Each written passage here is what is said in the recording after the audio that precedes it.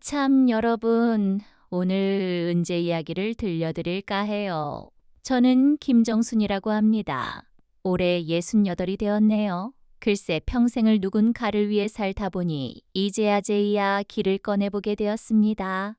우리 나이 되신 분들 중에 아들 집에 온 여사시면서 며느리 눈치 보며 조심스럽게 사시는 분들 많으실 텐데요. 저도 그랬어요. 정말 하루하루가 조마조마했죠. 남편이 세상을 뜬 뒤 갈 곳이 없어서 아들 현수집 으로 들어갔어요. 남편 빚 갚느라 새벽부터 밤까지 일하고 모아둔 돈 한 푼 없었거든요. 집 한 칸 제 이름으로 된 것도 없었어요. 며느리 지연이는 성공한 변호사였어요. 아들보다 훨씬 많이 벌었고 그 집은 사실상지연 이 돈으로 산 거였죠. 그래서 제가 뭐라 할 처지가 아니었어요. 그냥 조용히 눈에 띄지 않게 짐대지 않으려고 애썼어요. 매일 새벽 5시에 일어 나밥 짓고 국 끓이고 반찬 만들어둬요. 지연이 가출근할 때 입을 셔츠 다리고 손주도 윤희 도시락 정성껏 쌌어요. 청소하고 빨래하고 설거지하는 개제 일상이었습니다. 그렇게 5해를 살았어요. 그런데 어느 날 제 인생 이완전히 뒤바뀌는 일이 생겼어요. 명품 가방아 나를 실수로 찢은 것뿐인데 그날 뺨 을막고집에 서쫓겨났어. 그 순간 생각했죠. 나는 이 집에서 가족이 아니라 식모였구나. 아니, 식모보다 못한 존재였구나. 식모에겐 월급이라도 있으니까요. 그날도 새벽 5시 알람 울리기 전에 눈이 떠졌어. 무릎 아파서 일어나는데 뼈에서 뚝뚝 소리가 났어. 68회를 살아온 몸, 이제 말 을 안 듣더군. 하지만 일어나야 했어요. 늦으면 안 됐거든요. 지연이가 아침 7시 전 가게 식탁에 앉는데 밥 이준비 돼 있으면 가슴 이철렁 내려앉았어요. 작은 방문 열 때도 숨죽였어요. 손잡이 돌리는 소리도 내지 말아야 했죠. 전에 새벽에 문소리 났다 고지연이가 화를 냈거든요. 시어머니 때문에 참설쳤어요. 오늘 중요한 재판인데 어떡해요? 하루 종일 차가운 눈빛으로 저를 노려봤어요. 그 뒤로 저는 유령처럼 조용히 움직였어요. 부엌가는 복도는 칠흑같이 어두웠어요. 불 켜면 안방의 빛이 새어 들어가니까요. 벽 더듬으며 걸었어요. 바로 뛰어넘 어질 뻔해도 소리내지 않 의료고의를 악물었어요. 넘어지면서도 조용해야 했죠. 부엌에 와서 냉장고 열었어요. 어제 지연이가 던지듯 말한 게 떠올랐어요. 내일 아침 연어구이 해주세요. 단백질섭 취해야 한다고요. 나물 반찬은 추워요. 보기만 해도 식욕 떨어지니까. 명령만 있었지 부탁은 없었어요. 저는 고개만 끄덕였죠. 이 집은 지연? 이 돈으로 산 집이고 저는 얹혀 사는 몸이었으니까요. 그래서 어젯밤 늦게 마트에 다녀왔어요. 무거운 장바 군이 들고 오는데 허리가 끊어질 것 같았어요. 택시 탈 수 없었죠. 제 통장엔 돈 몇 푼 없었어요. 남편 빚 갚느라 모아둔 돈 없었거든요. 도마에 연어 올리고 손목 쑤셔도 칼쥐었어요. 관절염 때문 애고통스러웠지만 멈출 수 없었어요. 지연이가 원하는 대로 해야 했으니까요. 프라이팬에 연어 굽는 동안 된장찌개 끓였어요. 국물 떠서 맛보고 1번, 2번, 3번, 4번. 전에 짜다 고핀잔 들었거든요. 혀끝에 신경 곤두세우며 간 맞췄어요. 제발 오늘은 괜찮기를 속으로 기도했죠. 계란말이 만들 때 기름 튀어 손등대었어요. 따끔했지만 참았어요. 물에 식힐 시간 없었죠. 시계는 벌써 6시 반을 가리키고 있었어요. 밥 짓고 국 끓이고 반찬 만들고 상 차리는 내내 서 있었어요. 앉을 틈 없었어요. 다리 우들거렸지만 버텨야 했죠. 상거실로 옮길 때는 까치발로 걸었어요. 발소리 나지 않게요. 7시 정각 도윤이 가방에서 나왔어요. 아이가 제 얼굴 보고 반가워하다 멈칫했어요. 거실 힐끔 보더니 작게 속삭였어요. 할머니 좋은 아침이에요. 목소리 떨리고 있었어요. 겨우 12살. 아이가 아침 인사조차도 심스럽게 하는 모습에가 스며졌어. 그래. 우리도 윤이 잘 잤어. 손자 머리 다듬으려는데 아이가 화 들짝 놀라디 돌아봤어요. 안방 쪽이었죠. 엄마나 올까 두려워하는 거였어요. 저는 손 내리고 말았어요. 안방 문 열렸어요. 지연이가 나왔어요. 완벽한 정장 차림에 높은 하이힐 신고 찰칵찰칵 소리가 거실에 울렸어요. 그 소리만으로 집안 공기가 얼어붙었어요. 지연이 식탁 훑어보더니 의자 빼앉았어요. 저는 부엌구석에서 숨죽였어요. 제발 오늘은 괜찮기를. 밥 떠오라고 명령받아 얼른 달려가 떨리는 손으로 지연이 앞에 놓았어요. 지연이 숟가락 들고 된장찌개 한 숟갈 떠 입에 넣었어요. 저는 숨도 못 쉬고 지켜봤죠. 얼굴 굳어졌어요. 이거 너무 싱거운 거 아니에요? 세상이 무너지는 것 같았어요. 4번이나 맛봤는데. 미안하구나. 금방 소금 넣을게. 그냥 먹을게요. 한숨 길게 내쉬었어요. 그 한숨이 저를 짓눌렀어요. 현수 가방에서 나왔어요. 지연이 표정 보고 개푹 숨겼어요. 여보, 좋은 아침. 지연이 대답 안 했어요. 현수 조용히 앉았죠? 저를 쳐다보지도 않았어요. 쳐다볼 수 없었던 거겠죠. 지연이 눈치 보여서 빨리 먹어요. 지각하면 안 되니까. 현수 고개 끄덕이며 허겁 지겁밥 먹기 시작했어요. 도윤이도 숨죽이며 먹었어요. 식탁엔 침묵만 흘렀어요. 저는 부엌구석에서 그 광경 지켜봤어요. 뱃속에서 꼬르륵 소리 났어요. 어젯밤부터 아무것도 못 먹었거든요. 하지만 밥 먹을 수 없었어요. 가족들 다 먹을 때까지 제 차례 없었어요. 지연이 식사 마치고 일어섰어요. 출근해야 해요. 오늘 밤 늦을 테니까 저녁은 알아서 드세요. 현수한테만 말했어요. 저는 투명인간이었어요. 지연이 가방 들고 현관으로 갔어요. 아, 그리고 어머니. 뒤돌아보지 않고 말했어요. 오늘 제 방 청소할 때서 랍절대 열지 마세요. 전에 물건 위치 바뀌어 있더라고요. 제 물건 함부로 만지면 안 돼요. 알았어. 목소리 떨렸어요. 빨리 할대제 블라우스 손 상시키면 어머니가 변상하셔야 해요. 한 벌에 100만 원 넘으니까 조심하세요. 조심할게. 현관문 쾅 닫혔어요. 그제야 집안긴 장 풀렸어요. 현수 한숨쉬 몇 출 근 준비하고 도윤 이저를 안쓰럽게 쳐다봐둬요. 할머니, 할머니는 안 드세요? 할머니는 괜찮아. 우리도 윤이나 많이 먹어. 도시락 건네며 웃었지만 눈가 뜨거웠어요. 도윤 이제 손 꼭 잡았어요. 할머니, 나중에 제 가 크면 학교 늦겠다. 빨리 가. 도윤이 나가 고연수도출 그나저저는 주저앉았어. 식탁 남은 밥과 찌개 보며 눈물 왈칵 쏟아졌어요. 차가운 밥이 배 넣었지만 넘어가지 않았어요. 목매였거든요. 설거지 하는데 손에 힘없어 그릇 떨어뜨렸어요. 깨진 조각 주우며 손 베었어요. 피났지만 대수롭지 않았어요.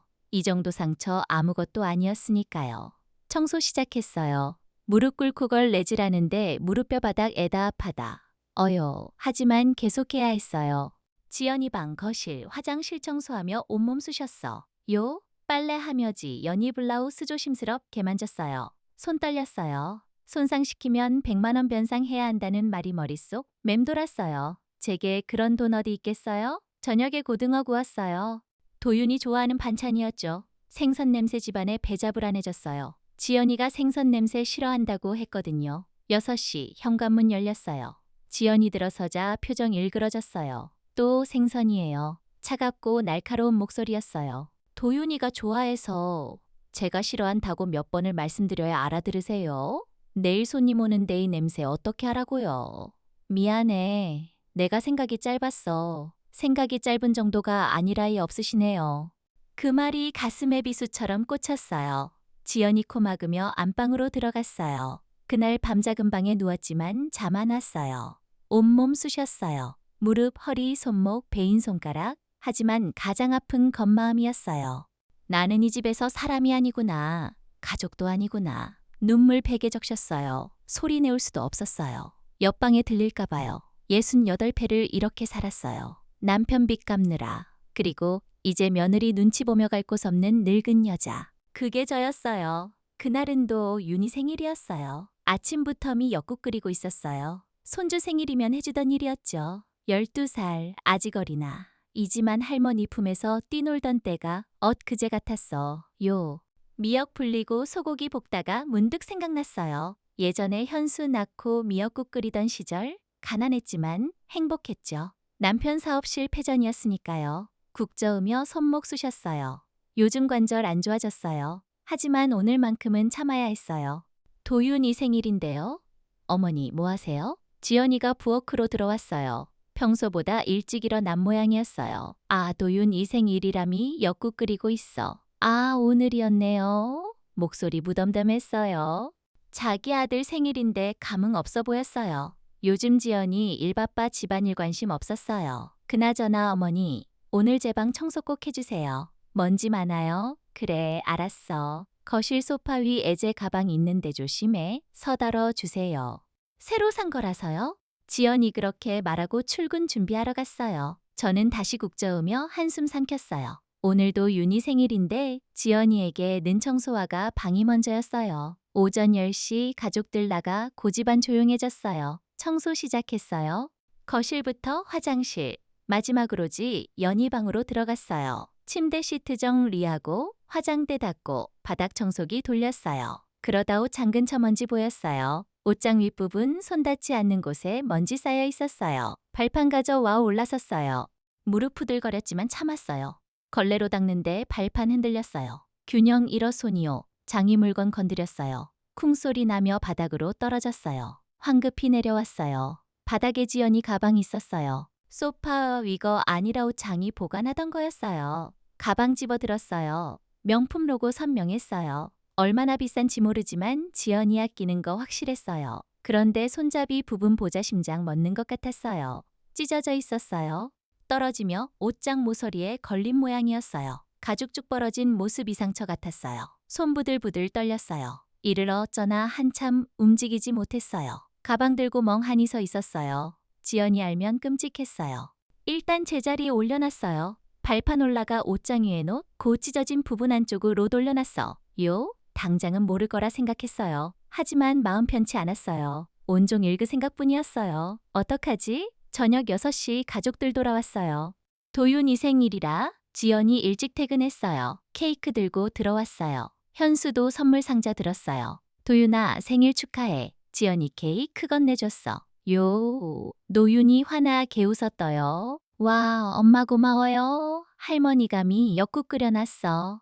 어서 앉아. 도윤이 달려 와제 손 잡았어요. 할머니 고마워요. 할머님이 엿국 최고예요. 하루 종일 무거운 마음 조금 가벼워졌어요. 하지만 오래가지 않았어요. 식사 마치고 케이크에 촛불 켰어요. 12개 촛불 따뜻하게 타올랐어요.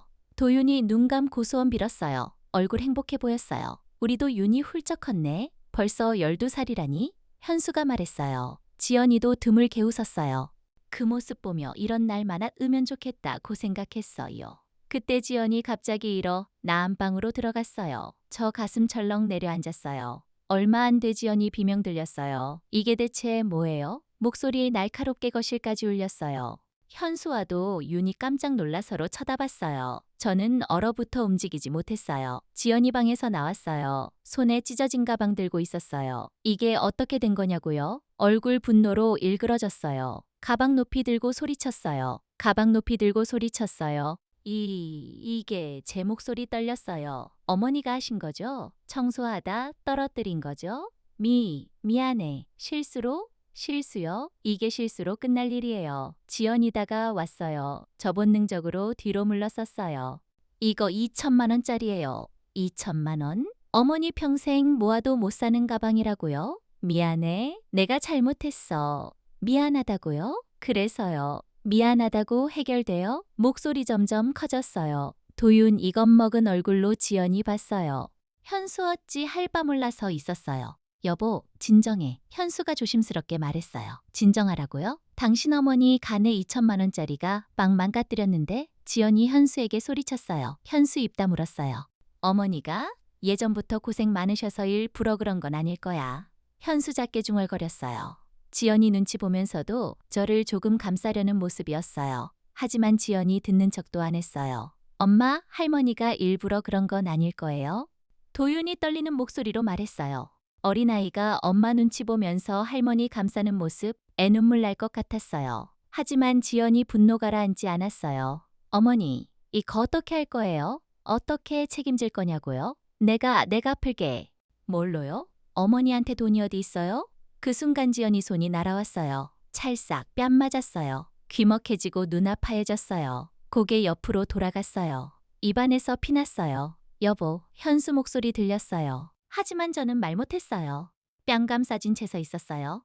눈물 주르륵 흘렀어요. 68회 살면서 맞아본 적 없었어요. 남편한테도 시부모님한테도 누구한테도. 그런데 오늘 며느리한테 뺨 맞았어요.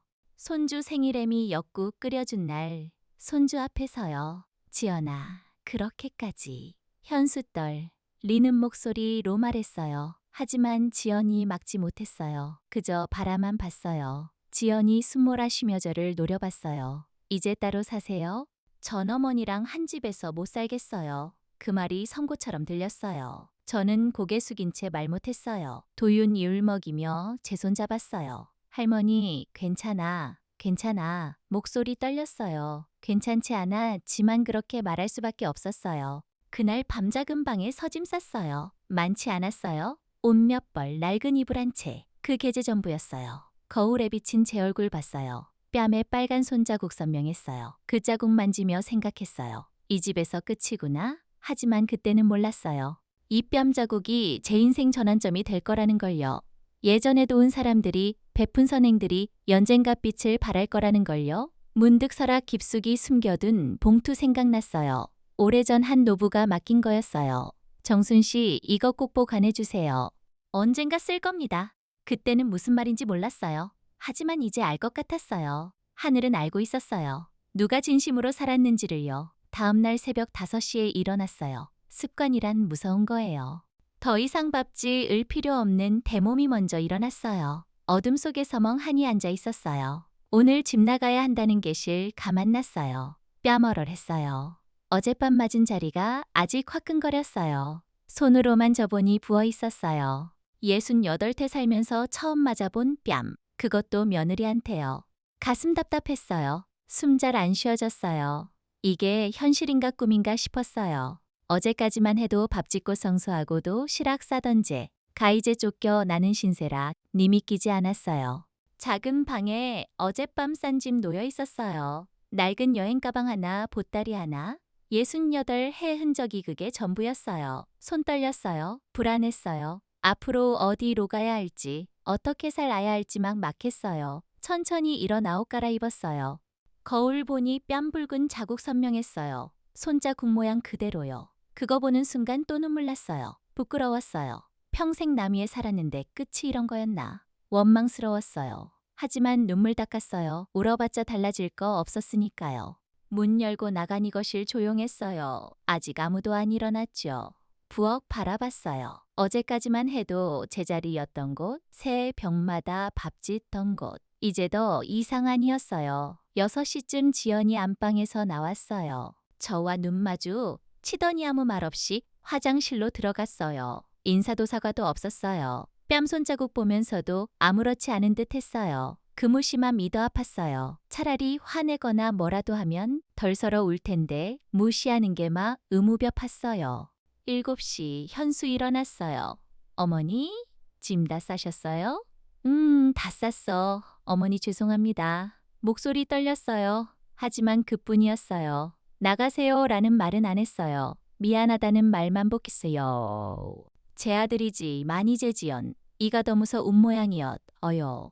괜찮아. 내 탓 아니야. 거짓말이었어요. 괜찮지 않았어요. 아들이 저지 켜주지 못한 게 서운했어요. 하지만 뭐라 할 수 없었어요. 아들도 이 집에서 살아야 하니까요.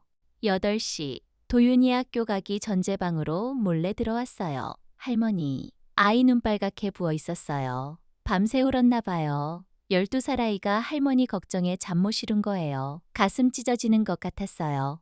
우리도 윤이 학교 안 늦겠어? 할머, 니 정말 가세요? 할머니 가잠깐 나갔다 올게.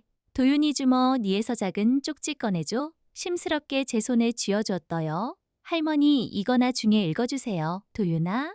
지연이 목소리 거실에서 들렸어요. 도윤이 화들짝 놀라며 할머니 건강하세요. 속삭이고 방 나갔어요. 9시 짐 들고 현관 나왔어요. 지연이는 안방에 현수는 출근 준비 중이었어요. 도윤이는 학교 갔어요. 그럼 다녀올게. 작별 인사했지만 대답 없었어요. 지연이 나오지도 않았어요. 마지막까지 제 얼굴 안 보더군요. 현관문 나서자 다리에 힘 풀렸어요. 문고리 잡고 한참 서 있었어요. 뒤돌아보고 싶었지만 참았어요.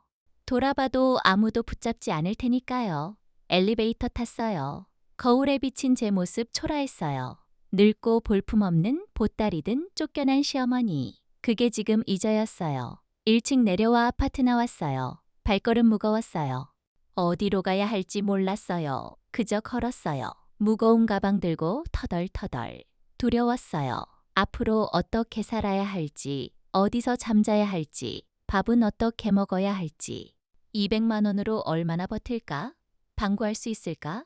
생각할수록 막막했어요. 지연이한테 맞은 뺨 잡고 욱신거렸어요. 그 모욕감이 발걸음마다 따라왔어요. 나는 이렇게까지 살아야 하나 원망스러웠어요. 남편도 아들도 지연이도요. 한참 걸어 동네 슈퍼 앞 벤치에 앉았어요. 다리 풀려 더 걸을 수 없었어요. 주머니 돈 꺼내 세어봤어요. 200만 원. 이게 제 전 재산이었어요. 눈물 났어요. 이게 제 인생 끝인가 싶었어요. 68태 결과가 겨우 200만 원과 낡은 가방 하나라니. 아이고, 이게 누구야? 정순이 아니야? 뒤에서 누군가 불렀어요. 돌아보니 낯 익은 얼굴이었어요. 윤순자 20년 전 식당에서 함께 일했던 언니였어요. 순자야. 아이고, 정순아. 이게 얼마만이야? 근데 왜 여기서? 어머, 뺨은 왜 이래? 순자 언니가 제 뺨자 국 보고 놀랐어요. 저는 말 못했어요. 입술만 달거렸어요. 집에서 나왔어. 순자 언니 얼굴 굳어졌어요. 더 묻지 않았어요. 제 얼굴 보면 다 알았을 테니까요. 일단 우리 집 가자. 어서. 아니야, 괜찮아. 무슨 소리야? 가자. 순자 언니 제 짐 들어줬어요. 억지로 일으켜 세웠어요. 저는 끌려갈 뿐이었어요. 저항할 힘도 없었어요. 순자 언니? 집은 다세대 주택 2층이었어요. 작지만 깔끔했어요. 언니는 저 앉히고 라면 끓여줬어요. 먹어. 뜨거운 라면 한 숟가락 떠먹는데 눈물 왈칵 쏟아졌어요. 배고팠던 게 아니었어요. 누군가의 따뜻함이 그리웠던 거예요. 지연이한테 맞고 쫓겨나 갈 곳 없이 해? 매던 제게밥 한 그릇 챙겨주는 걔 너무 고마웠어요. 울지 마. 천천히 먹어. 순자 언니 등도 들여줬어요. 고개 끄덕이며 눈물 닦았어요. 밥 먹고 나니 정신 좀 들었어요. 순자 언니 이불 깔아줬어요. 여기서 지내. 방 알아보는 동안 고마워. 20년 전에 내가 우리 남편 수술 비빌려줬잖아. 그거 생각하면 이 정도? 아무것도 아니야. 순자 언니 손 따뜻했어요. 그 손 꼭 잡았어요. 그날 저녁 자언니 작은 방에 누워도 윤희 쪽지 꺼냈어요. 굽은 공책 종이에 삐뚤한 글씨로 쓰여 있었어요. 할머니, 저는 할머니가 세상에서 제일 좋아해요. 엄마는 무서워서 말 못했지만 저는 엄마가 할머니한테 한 거다 봤어요. 나쁜 거예요. 할머니는 나쁜 사람 아니에요. 나중에 제가 크면 꼭 할머니 모시러 갈게요. 약속해요. 건강하세요. 사랑해요. 도윤이. 눈물 주르륵 흘렀어요. 소리내 울었어요. 손주 글씨 보며 한참 울었어요. 집에서 쫓겨났지만 완전히 혼자 아니었어요. 도윤이 있었고 순자 언니 있었어요. 작은 위안 됐어요. 하지만 여전히 두려웠어요. 앞으로 어떻게 살아야 할지, 이 나이에다 시작할 수 있을지, 이 나이에다 시작할 수 있을지 불안이가 승진 놀랐어요. 창밖 달빛 들어왔어요.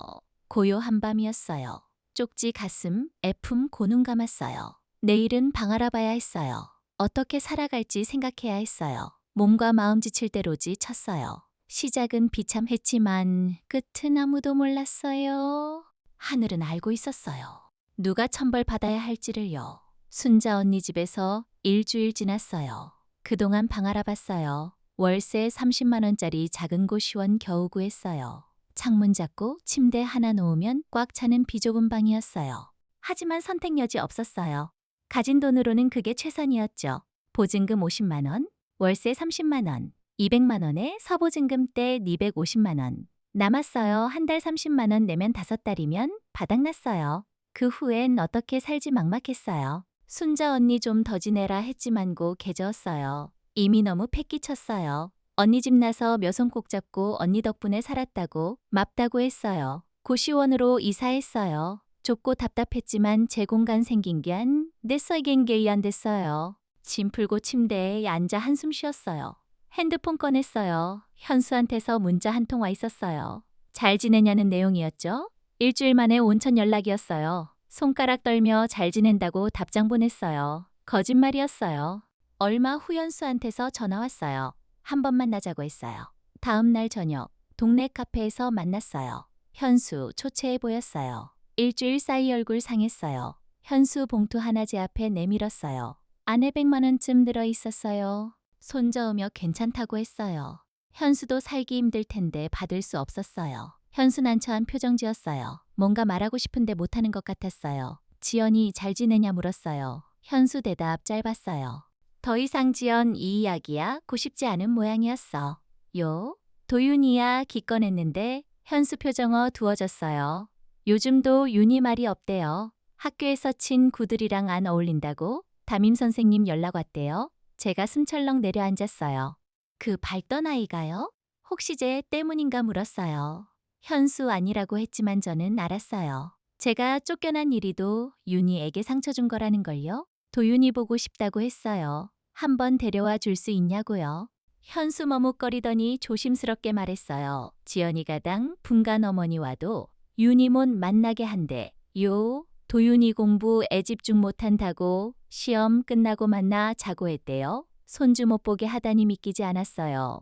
도윤이 가져 생각하며 공부 못한다고요. 알았다고 개끄덕였어요. 도윤이 공부 중요하니까요. 현수 미안하다며 고개 숙였어요. 하지만 지연이 결정 못 바꾸는 모양이었어요. 그날이 후 며칠 지나 현수한테서 연락도 끊겼어요. 제가 문자 보내도 답 늦고 전화해도 안 받을 때만 왔어요. 무슨 일인지 궁금했지만 먼저 묻기 좀 심스러웠어. 요? 어느 날 순자 언니한테서 급한 전화 왔어요. 목소리 다급했어요. 시장에서 옛 동네 사람들 만났는데다 들째 이야기 하더래요. 지연이가 제 가지반 돈음 처갔다고 말하고 다닌대. 요? 도윤이 교육에 해롭다고 소문내고 다닌대요. 세상 무너지는 것 같았어요. 지연이가 그런 거짓말을 하다니요. 손 떨렸어요. 저 아무것도 훔치지 않았어요. 쫓겨났을 뿐인데. 순자 언니지 연희가 친척들한테도 전 화해 제엄담했대요. 가방값 안 물고도 망갔다고요. 언니는 제가 그런 사람아 니라고 위로했지만 저는 말을 잇지 못했어요. 전화 끊고 한참 멍하니 앉아 있었어요. 지연이가 왜 그랬을까요? 이미 쫓아낸 걸로 모자랐나요? 그제야 깨달았어요. 현수가 연락 끊은 이유, 도윤 이몸만 나게 한 이유, 지연이가 제 이미지를 나쁘게 만들고 있었어요. 가족과 친척 사이에서 저를 고립시키려는 거였어요. 하지만 믿고 싶지 않았어요. 지연이가 그렇게 나쁜 사람일 리 없다고요. 화나서 그런 거겠지. 시간이 지나면 풀릴 거라고 생각했어요. 일주일 후 현수한테서 다시 연락 왔어요. 다음 주 일요일 큰아버지 댁에서 가족 모임이 있대요. 저도 가야 하냐 물었어요. 현수 머뭇거 리더니 지연 이가제가 안 오는 게 좋겠대요. 다른 친척들 오는데 분위기 안 좋아질까 봐요. 가슴에 비수 꽂히는 것 같았어요. 가족 모임에저만 빠지라고요? 알았다고 했어요. 알았다고 했어요. 현수 미안하다 했지만 그게 무슨 소용이었어요? 전화 끊고 눈물 났어요. 이제 완전히 가족에서 제외됐어요. 지연이 간 진로 친척들 도저를 이상하게 보고 현수도 저를 모임에 부르지 왜 이렇게 됐을까요? 가방 실수로 떨어뜨린 게 전부인데 이제 도둑치 급받고 가족에게 외면당하고 있었어. 요, 지연이가 뿌린 거짓말들 이제 주변 사람들 하나씩 떼어놓고 있었어요. 하지만 여전히 제 잘못이라고 생각했어요. 가방 떨어뜨린 제가 나쁘 고지연이 화나게 한 제 가잘못이라고요. 그래서 벌 받는 거라고요. 지연이가의 도적으로 저를 고립시킨다는 건 깨닫지 못했어요. 밤마다 고시원 방에 서울었어요. 도윤이 얼굴 보고 싶었어요. 현수 보고 싶었고 따뜻한 밥 함께 먹고 싶었어요. 하지만 이제 못한다는 걸 알았어요. 가족에게 버림받는 게 이렇게 외로운 줄 몰랐어요. 혼자 밥 먹고 혼자 잠들고 혼자 깨어난 날들 계속됐어요. 핸드폰 조용했어요. 전화도 문자도 없었어요. 세상에서 잊혀진 사람 된 것 같았어요. 지연이가 만든 거짓말 물속에서 점집히 가라 안고 있었어. 아무도 제 말 들어주지 않았고 진실 믿어주지 않았어요. 고시원 창문으로 밤 하늘 봤어요. 별 하나 안 보였어요. 도시 불빛 때문이었죠. 저도 그 별들 철원빛체가 려보이지 않는 존재된 것 같았어요. 하지만 그때도 몰랐어요. 지연이 이간질이 얼마나 치밀했는지 곧 더 큰 충격이 기다린다는 걸요. 지연이 가족에 직접 할 말이 남았다는 걸요. 한 달 지났어요. 고시원 생활은 고독 그 자체였어요. 아침 눈 뜨면 천장만 보이, 고 저녁 때 면도 천장만 보였어요. 하루 종일 말 한마디 안 하는 날 많았어요. 편의점 컵라면 사며 감사합니다. 한 게 전부였죠. 핸드폰도 이상 울리지 않았어요. 현수 연락 완전히 끊겼어요. 제가 전화에 도안받고 문자 보내도 답 없었어요. 제가 세상에 없는 사람처럼 아무도 찾지 않았어요. 가장 힘든 건도 윤희 못 보는 거였어요. 손주 얼굴 그리웠어요. 작은 손이 할머니 부르던 목소리, 환하게 웃던 얼 굴짝구 떠올랐어요. 밤마다도 윤희 쪽지 꺼내 읽었어요. 삐뚤한 글씨 보며 울었어요. 월세 내고 나니 이제 100만 원 남았어요. 석 달이면 바닥나는 돈이었어요. 그 후엔 어떻게 살지 두려웠어요. 일자리 찾아봤지만 68 노인 쓰는데 없었어. 외로웠어요. 너무나 외로웠어요. 사람 그리웠어요. 가족 그리웠고 따뜻한 말 한마디 그리웠어요. 고시원복도 애서 사람 마주쳐도 인사 안 나눴어요. 모두 자기 삶 바빴고 저는 스쳐 지나가는 존재일 뿐이었어요. 어느 날 오후 순자 언니한테서 전화 왔어요. 목소리 심상치 않았어요. 급한 일 있는 것 같았어요. 당장 만나자고. 중요한 이야기 있다고요.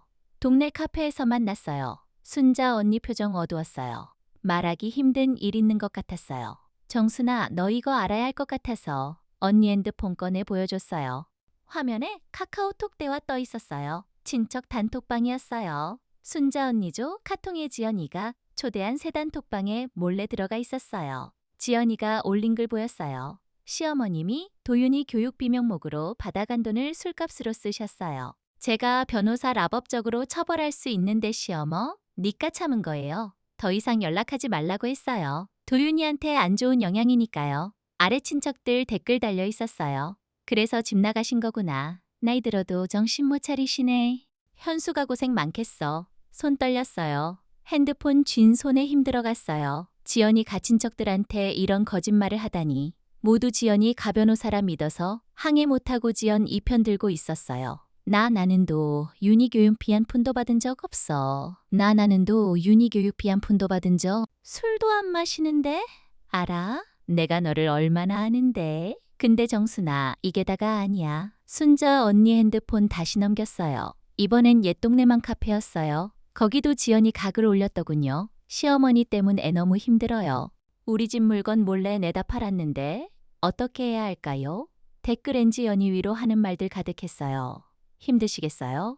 시어머니랑 따로 사시는 게 나아요? 요즘 어르신들 정신 온전치 않은 경우 많대요. 눈앞 캄캄했어요. 지연이가 제 명예를 이렇게 짓밟다니. 거짓말로 저를 도둑, 술, 주정뱅이, 정신 나간 노? 인으로 만들고 있었어요. 언니 나 말 잊지 못했어요. 목매였어요. 억울했어요. 너무나 억울했어요. 제가 뭘 잘못했기에 이런 모욕을 당해야 할까요? 정순아, 이건 명예훼손이야. 고소할 수 있어? 아니야. 그래도 며느리인데. 가족인데. 무슨 가족이야? 너한테 뺨까지 때린 사람이. 순자 언니 화냈어요. 하지만 저는 고개 저었어요. 지연이 고소할 수 없었어요. 그러면 현수 어떡하고 도윤이 어떡해요? 하지만 마음 한편에선 분노 치밀어 올랐어요. 지연이가 왜 이러나요? 이미 쫓아낸 걸로 충분하지 않았나요? 왜 명예가 지지밟나요? 그날 밤 결심했어요. 지연이 만나야겠다고요. 직접 만나 왜 그런 거짓말 하는지, 제 가음을 그런 거짓말 하는지 물어봐야겠다고요. 다음 날 현수네 아파트로 갔어요. 손 떨렸어요. 초인종 누르기 두려웠지만 눌렀어요. 한참 기다려도 대답 없었어요. 다시 눌렀어요. 그제 야인터 폰 너머 지연. 이 목소리들 야. 누구세요? 나야, 내 시어머니야. 잠시 침묵 흘렀어요. 그러더니 현관문 열렸어요. 지연이 서 있었어요. 표정 차갑고 냉랭했어요. 무슨 일이세요? 존댓말이었지만 따뜻함 없었어. 오히려 경멸 묻어 있었어요. 지연아, 나 할 말 있어서 들어오세요. 지연이 문 열어줬어요. 조심스럽게 안으로 들어갔어요. 익숙한 집인데 제 낯설게 느껴졌어요. 더 이상 제 집안이었으니까요. 거실 소파에 마주 앉았어요. 지연이 팔짱 끼고 저를 바라봤어요. 눈빛 차가웠어요. 지연아, 너 왜 그런 거짓말 하고 다니니? 내가 돈 훔쳤다는 둥, 술 마신다는 둥. 지연이 표정 안 변했어요. 오히려 비웃는 미소 지었어요. 거짓말이요? 어머니야. 말로 거짓말 하시는 거 아니에요? 어머니, 그가 방값은 어떻게 할 거예요? 2천만 원. 아직 한 푼도 갚지 않으셨잖아요. 그건 내가 정말 미안하게 됐지만 그렇다고 내가 도둑질했다는 식으로 말하고 다니는 건 도둑질이나 마찬가지죠. 남의 물건만 갖들이고 책, 이만지고도 망간 거나 똑같은 거 아니에요? 제가 변호사인 거 잊으셨어요? 지연이 목소리 날카로워졌어요. 솔직히 말씀드릴게요. 어머니 없으니까 우리 집 평화로워요. 아침마다 어머니 눈치 안 봐도 되고 집안에 늙은 이 냄새도 안 나고요. 가슴 찢어지는 것 같았어요. 늙은이 냄새라니요. 어머니는 착각하시는데요. 우리가 어머니한테 신세진 거 하나도 없어요. 오히려 우리가 먹여 살렸죠. 밥값, 전기세, 수도세 다 내 돈으로 나간 거예요. 나도 집안일이 그걸 집 안일이라고 아세요? 청소 제대로 안 되고 밥은 맨날 짜거나 싱겁고 차라리가 사도우미 쓰는 게 나아요. 지연이 말칼날 같았어요. 하나하나 가슴에 박혔어요. 솔직히 어머, 네 때문에 현수랑제가 얼마나 힘들었는지 아세요? 맨날 눈치 보 고제 집에 서재 맘대로 살 수도 없고 제 돈으로 산 집인데 왜 제가 눈치 봐야 해요. 미안해. 나 정말 미안하게 됐어. 미안하다고요? 그 말 지겹도록 들었어요. 미안하면 다예요. 어머니는 평생 미안하다는 말만 하시면서 아무것도 안 바꾸셨어요. 지연이 자리에서 일어났어요. 저를 내려다보며 차갑게 말했어요. 솔직히 말씀드릴게요. 어머니 이제 우리 가족한테 연락하지 마세요. 현수한테도 도윤이한테도 어머니 때문에도 윤희가 학교에서 왕따 당할 뻔했어요. 할머니가 도둑질했대라고 애들이 놀렸대요. 뭐라고? 어머니가 우리 가족한테 끼친 피해가 얼마나 큰지 아세요? 이제 발 우리네 버려두세요. 어머니 없이도 우리는 잘 살아요. 아니, 더 행복해요. 눈물 주르륵 흘렀어요. 지연이 말한 마디 한마디 가재존재부 정하고 있었어요. 저는 짐이었고 방해물이었고 엎어져야 할 존재였어요.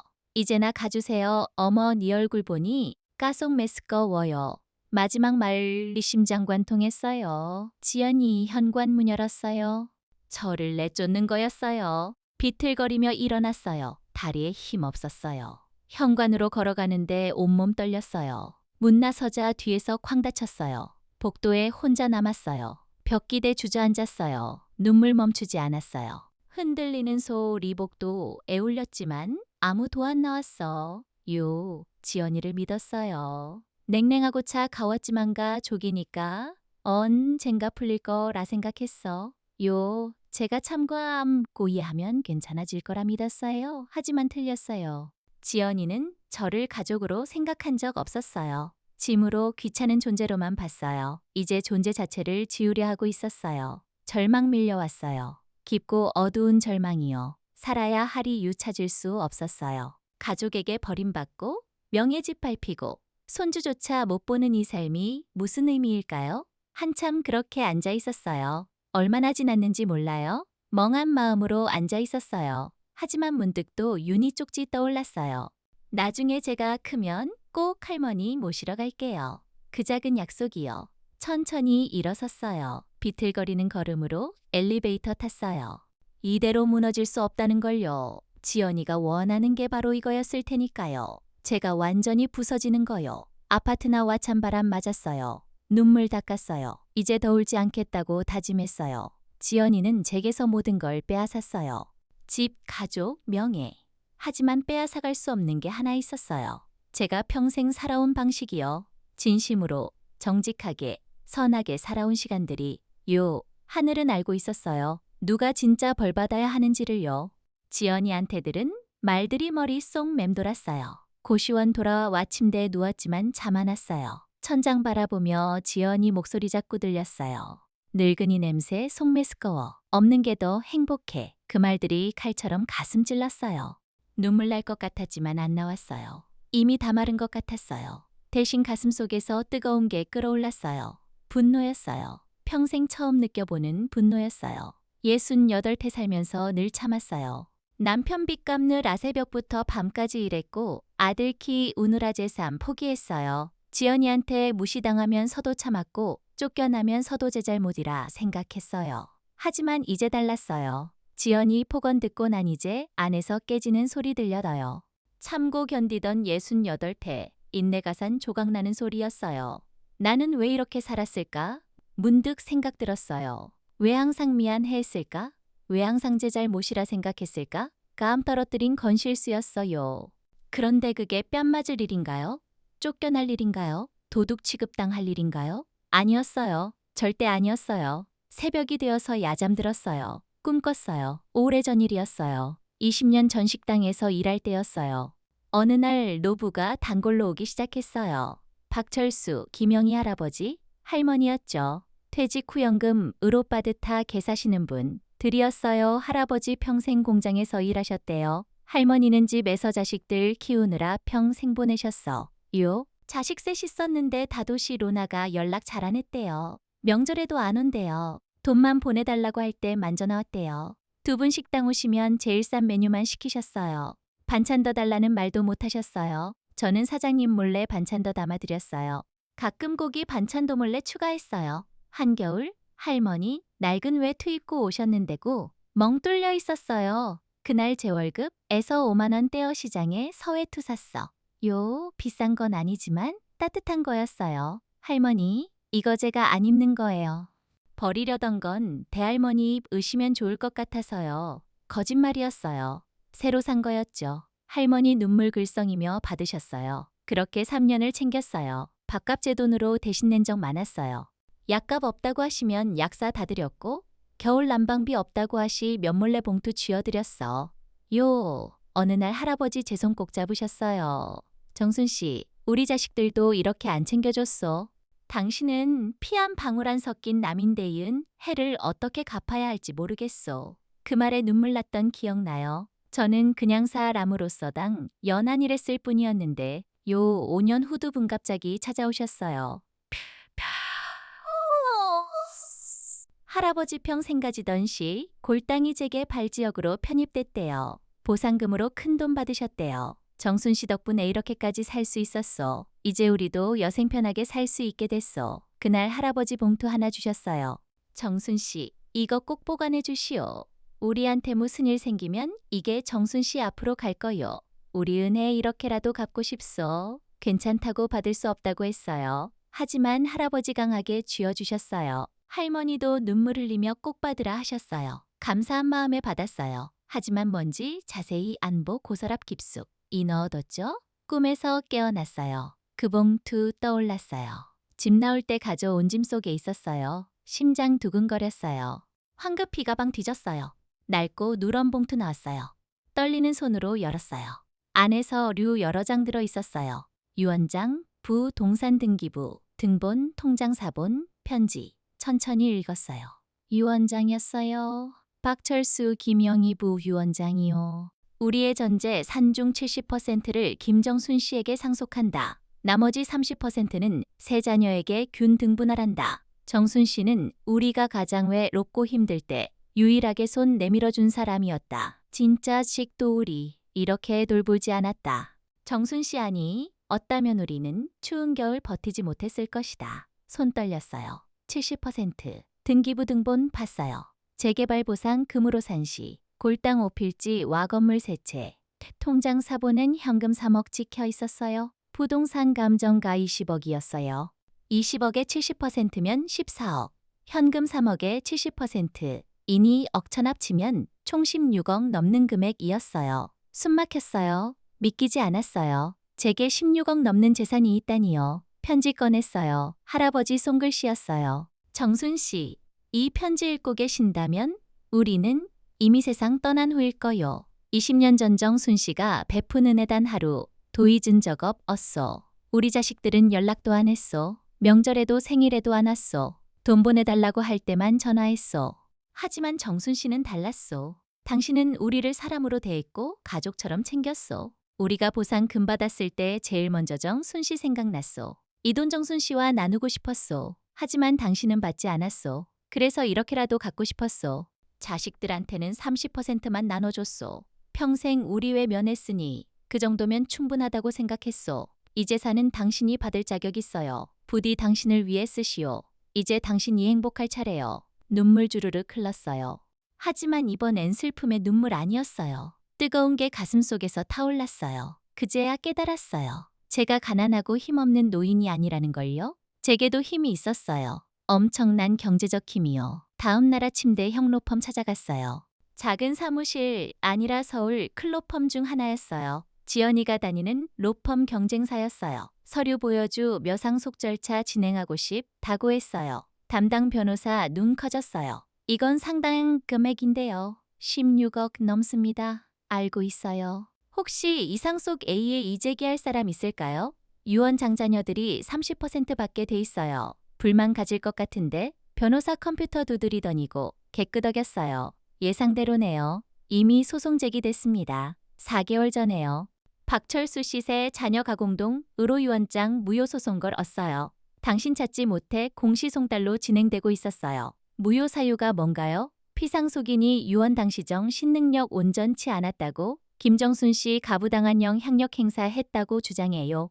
제가 부당한 영향력 행사했다고요? 말도 안 돼요. 그 사람들 변호사가 누군가요? 변호사 화면 돌렸어요. 제 눈이 그 이름에 멈췄어요. 박지현 변호사, 담당 변호사 지연이었어요. 심진지 않고 내려앉았어요. 지연이가 제 상속 막는 소송 맡았다니요. 이 변호사 제 며느리예요. 담당 변호사 표정 굳어졌어요. 그렇다면 심각한 문제입니다. 며느리가 시 어머니 재산 관련 소송에 서반 대편대 리하는 건법 적으로 문제는 아니지만 윤리적으로 매우 심각한 사안입니다. 조사해 주실 수 있나요? 지연이가 언제 이 사건 맡았는지 제 가상속인이라는 걸 알고 있었는지요? 물론입니다. 철저히 조사하겠습니다. 일주일 후 변호사한테서 긴급 연락 왔어요. 로펌 사무실로 당장 오라고 했어요. 충격적인 사실 발견했다고요. 심장 두근거렸어요. 사무실 도착하자 변호사 심각한 표정으로 서류펼 쳐보였어요. 김정수님, 매우 중대한 사실 발견했습니다. 변호사 목소리 떨렸어요. 박지현 변호 사가 이 사건 맡은 건사계 월전입니다. 그런데 그 시점이 당신이 집에서 쫓겨나기 정확히 2주 전입니다. 숨머졌어요. 더 충격적인 건박지현변 호사가 유언집행 변호사를 통해 당신 2주 상속인이라는 사실 파악했다는 겁니다. 여기 통화 녹취 있습니다. 녹음 파일 재생했어요. 지연이 목소리 들렸어요. 유언집행자님, 제가 이 사건 대리인인데요. 김정순 씨 연락처 좀 알 수 있을까요? 아, 그러시군요. 잠시만요. 이쪽으로 연락하시면 됩니다. 감사합니다. 그런데 혹시 김정순 씨한테 상속 사실 통보하셨나요? 아니요. 아직 찾지 제가 개인적으로 아는 사이라서 여쭤봤습니다. 녹음 끝났어요. 변호사 말했어요. 박지현 변호 사는 당신과 함께 있으면 서도 이 사실 알리지 않았어요. 오히려 유언 집행자에게 다시 전화해 김정순 씨와 연락 안 된다 고 거짓말해서요. 유언 상속 내용 전달되지 않게 한 겁니다. 가슴 무너져 내렸어요. 그리고 더 있습니다. 박지현 변호사는 의뢰인들에게 소송 이기면 받을 상속액이사 10%를 성공보수로 받기로 계약해서요. 넘는 돈입니다. 이건 변호사 윤리 규정 위반입니다. 과도한 성공보수는 30% 초과할 수 없거든. 요. 지연이가 6억 받으려고 저를 배신한 거였어요. 더 심각한 건 박지현 변호 사가 의뢰인들에게 거짓 증언 교사한 정황이 있습니다. 서류 넘겼어요. 지연이와 의뢰인 카카오톡 대화였어요. 아버님 이치매 증상 있었다고 진술해 주세요. 병원 기록 없어도 괜찮습니다. 증인만 있으면 됩니다. 하지만 아버지는 정신멀쩡하셨는데 그래도 그렇게 진술하셔야 이겨요. 김정순이라는 여자가 번임 조종했다고 말씀하세요. 위증교사였어요. 명백한 범죄였어요. 이 증거들로 뭘 할 수 있나요? 먼저 소송에서 이길 수 있습니다. 유언장은 앞 법적이고당 신의정당한 상속인입니다. 둘째 박지현 변호사위 증교사는 형 사처벌 대상입니다. 경찰에 고발할 수 있어요. 셋째, 변호사 윤리 위반으로 징계 요청할 수 있습니다. 최악의 경우 변호사 자격 박탈될 수 있습니다. 제 입가에 애차 가운 미소 지어졌어요. 모두 진행해 주세요. 알겠습니다. 그리고 법정에서 박지연 변호사와직 접대 면하실 준비되셨나요? 네, 기다리고 있었어요. 그날 밤 고시원 방에서 거울 봤어요. 제 눈빛 완전히 달라져 있었어요. 더 이상 주눅들, 고움 추린 노인 아니었어요. 당당하고 강인한 여자가 거기 있었어요. 지연이는 또 내 눈멀어져를 배신했어요. 가방 사건도 쫓아낸 것도 모두 상속 빼앗기 위한 계획이었어요. 저를 고립시키고 무력하게 만들어 상 속받지 못하게 하려던 거였어요. 하지만 지연이는 한 가지 계산 못했어요. 제가 포기하지 않을 거라는 걸요. 진실 찾아낼 거라는 걸요. 제실 찾아낼 거라는 걸요. 재판 날짜 잡혔어요. 2주 후였어요. 그날 법정에 서지연이는 자신이 무엇 잃게 될지 깨닫게 될 거예요. 재판당 일아침 일찍 일어났어요. 거울 앞에 섰어요. 새로 산 검은 정장 입었어요. 비싼 옷은 나 니지만 단정 하고품이 보였어요. 머리 미용실에서 깔끔하게 손질했어요. 거울 속 제 모습 한 달 전과 완전히 달랐어요. 뺨에 손 가져다 댔어요. 그날 감촉 아직 생생했어요. 지연이 손이 제 뺨 후려쳤을 때 구역질 나는 느낌이요. 짝 날카로운 소리와 함께 얼굴 옆으로 돌아갔던 순간 68태 살면서 처음 맞아본 뺨이었어요. 그것도 며느리한테요. 뺨아끈거리 고눈물 났고 무엇보다 존엄집 밟히는 느낌이었어요. 하지만 이제 달라요. 더 이상 주눅들지 않았어요. 법원 도착했어요. 담당 변호사와 함께 법정 복도 걸었어요. 저 멀리 익숙한 뒷모습 보였어요. 지연이었어요. 완벽한 정장, 높은 하이힐, 의뢰인들과 자신감 넘치게 이야기하고 있었어요. 당연히 이길 거라 생각하는 모습이었어요. 지연이 뒤돌아봤어요. 그 순간 얼굴 굳어졌어요. 눈 커지고 입 벌어졌어요. 손에 든 서류 철바닥에 떨어졌어요. 저를 알아본 거예요. 저는 지연이 똑바로 바라봤어요. 고개 숙이지 않았어요. 당당하게 눈 마주쳤어요. 한 달 전 제 뺨 후려쳤던 그 손절을 내쫓았던 그 입 기억하며 차 갑경시했어요. 지연이 얼굴 창백해졌어요. 황급히 서류 주우며 옆 사람들에게 뭐라 했지만 목소리 떨리고 있었어요. 한 달 전당 당하몬 대간데 없었어요. 법정 입장했어요. 재판 시작됐어요. 지연이 일어나 주장 펼쳤어요. 저를 사기꾼으로 만드는 내용이었죠. 하지만 목소리 떨리고 손계 속서 류더듬었어요. 우리 측 변호사 증거들 제출하겠어요. 지연이가 제 연락처 알고 도의도적을 로연락한 녹취, 과도한 성공 보수 계약서, 그리고 결정적으로 의뢰인에게 거짓 증언하라. 교사한 카카오톡 대화. 증거 하나씩 나올 때마다 지연이 얼굴 점점 창백해졌어요. 식은땀 이마에 맺혔어요. 입술 깨물고 있었어요. 저는 그 모습 조용히 지켜봤어요. 한 달 전 지연이 앞에서 떨던 제 모습 떠올랐어요. 뺨 감싸며 미안하다빌 던 제 모습이요. 증인으로 순자 언니 나왔어요. 제가 20년 동안 두 분 어떻게 챙겼는지, 자녀들은 얼마나 관심했는지 증언했어요. 마지막으로 제가 증언대에 섰어요. 지연이 저를 바라봤어요. 두려움 섞인 눈빛이었어요. 저는 차분하게 증언했어요. 지연이 더 이상 저 쳐다보지 못했어요. 재판 끝났어요. 일주일 후 판결 나왔어요. 원고 패소, 제 가정당한 상속인이라는 판결이었어요. 16억 넘는 재산제 앞으로 오게 됐어요. 그리고 지연이에 대한 징계 시작됐어요. 변호사협회 조사, 검찰 수사, 지연이가 쌓아온 모든 게 무너지기 시작했어요. 판결 나온 날부터 연락 쏟아졌어요. 현수가 하루에도 몇 번씩 전화했어요. 문자도 계속 왔어요. 모두 무시했어요. 읽고 삭제했어요. 답장 안 했어요. 이틀 후 고시원 앞에서 현수 기다리고 있었어요. 밤새 기다렸는지 얼굴 굉장히 상했어요. 저를 보자 달려 와팔 붙잡았어요. 저는 차갑게 팔뿌리 쳤어요. 현수 비틀거렸었는데 이제가 외면할 차례였어요. 현수 입에서 변명 쏟아졌어요. 지연이가 반성하고 있다고, 변호사 자격정지 됐다고, 한번 만용서해달라고요. 저는 한마디만 했어요. 내 뺨 맞을 때 넌 어디 있었니? 현수와 뭘 못했어요. 저는 그대로 고시원 안으로 들어갔어요. 뒤에서 현수 뭐라 외쳤지만 돌아보지 않았어요. 지연이한테서도 문자 쏟아지기 시작했어요. 하루에 수십 통이요.